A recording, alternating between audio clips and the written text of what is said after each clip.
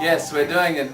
Our talk today is on Beethoven. Scary guy, intimidating music guy. Gonna hit you on the hand with a ruler. No. Today is our talk on our cameraman's phone's going off. We're going to talk about keyboards, a little bit just about how to make them sound good and how to play together.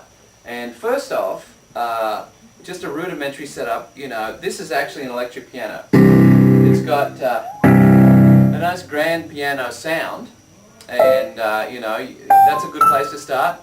You're always going to sound great with a piano. That's the one thing that's so cool about, you know, horns or backing vocalists or keyboards of any style. They're just going to make you sound really good. If you can, you know, get someone who can play them. At least a little bit, you know. You'd be surprised how easy, you know, a few little notes will really change your sound, you know, if it's a good-looking girl or something like that. No sexism intended. Okay, so our system here is, what I've got here is I've got a keyboard set up here and a piano here. But if you're thinking about, you know, having to move around, having to set up in rehearsal spaces and stuff, you might just want one keyboard with a stand. All I want to do is just explain how to run them together to get your sound, okay? So here we are, we've got our piano and we've got our organ set up here. Dearly beloved, we are gathered here today to talk about a thing called life. Sorry. So what you do is usually you'll have a nice piano sound and a nice keyboard sound. Like I said, I'm not going to go into that. But what I'm going to go into is getting the sound you want.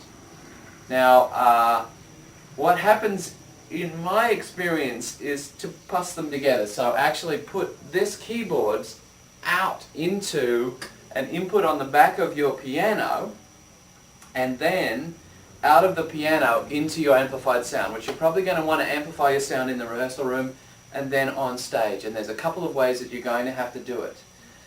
Let's look at the first one, which is we've got our amp set up over here. You've seen it, it's the bass amp. And one thing I just want to say is that just make sure you're not walking all over the bass frequencies, because there'll be a tendency to want to do that. You know, you've got your rock and bottom end sound from your keyboard because the keyboard goes way down there. The cameraman's phone's going off again. And it'll be tempting to want to play those because, oh yeah, that sounds cool. But you'll be walking all over where the bass player is. So what I would recommend, and we'll do this when we rehearse and start writing stuff, is roll off the bottom end frequencies of your keyboard so that everything you do, wow, sorry, turned up too loud. Everything that you do will be on top of the solid foundation that the kick drum and the bass player is actually making.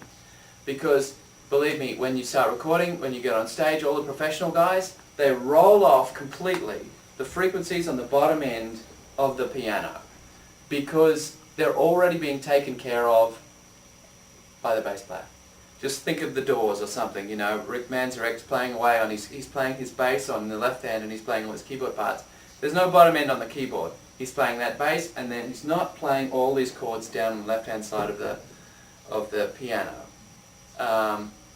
Not that they don't sound great, but if you do them, then the sound always rolls off the frequencies of the bottom end, so you're not in the bass and the kick drums area. So it doesn't get all mushy. Everything's nice and compact. So says Beethoven. No mush. Now, at this point, I'm going to talk about one of the most important pieces of equipment you're going to come across, and no one really knows much about it except the sound guy, right? Okay, so zoom in on this. Can you zoom in on that? Whoa. Professional camera work.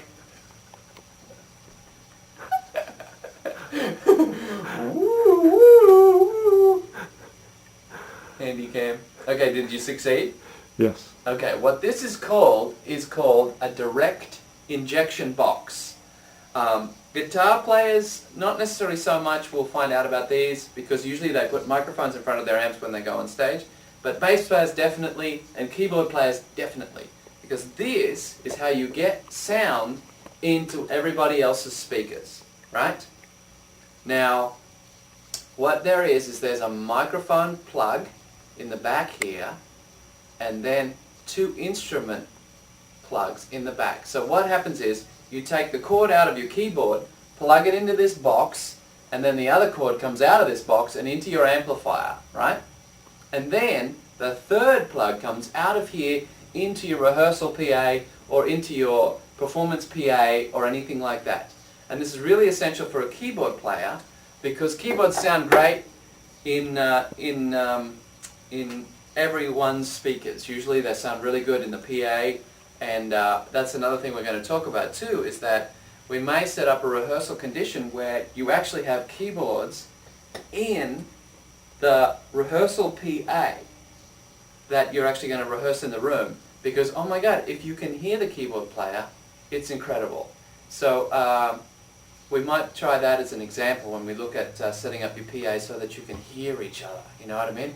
Because more often than not, the keyboard player kind of gets a little lost, you know, over in the corner. No one really knows what they're playing, and no one's really working together. But if you've got using your direct injection box, which are, you know, they're like $50, and all sound guys have a bunch of them usually.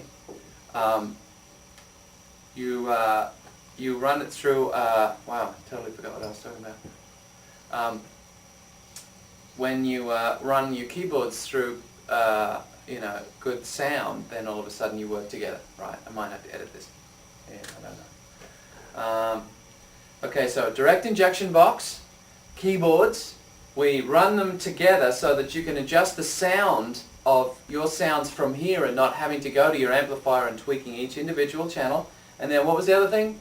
Don't crowd the bottom end hole with your awesomely huge bottom end sound. Unless there's no bass player, then have at it. But don't, make sure you're not in the other guy's frequency. Okay, and remember what Beethoven says. I don't know what he said. I don't know much about it. Almost.